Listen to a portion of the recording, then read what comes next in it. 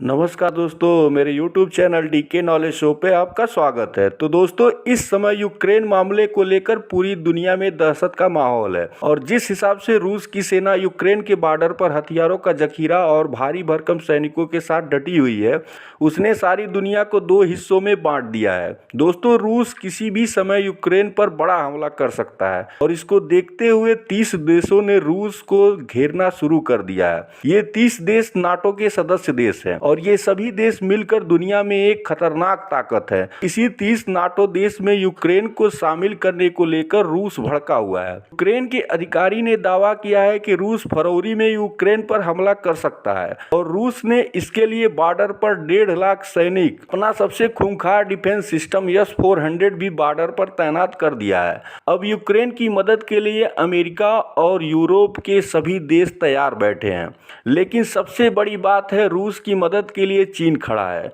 दोस्तों, अगर रूस यूक्रेन पर हमला करता है तो यह पूरे यूरोप में फैल जाएगा कि यूक्रेन का बॉर्डर यूरोप के देशों से जुड़ा हुआ है और अगर रूस और यूक्रेन में जंग होगा तो सबसे बड़ी मुश्किल में भारत पड़ेगा, क्योंकि रूस भारत का सबसे पुराना और भरोसेमंद देश है। भारत के 50% से ज़्यादा के हथियार रूस ही भारत को देता है और अगर भारत नाटो का साथ देता है तो रूस नाराज हो जाएगा। ऐसे हालात में भारत सभी हालात पर नज़र रखते हुए फैसला करेगा, जैसा कि 2014 में भारत ने किया था, जब रूस ने यूक्रेन के एक छोटे हिस्से क्रीमिया पर हमला किया था और कब्जा कर लिया। उस समय भारत चुप रहा था, जिसको रूस ने भारत के समर्थन की तरफ पेश किया था।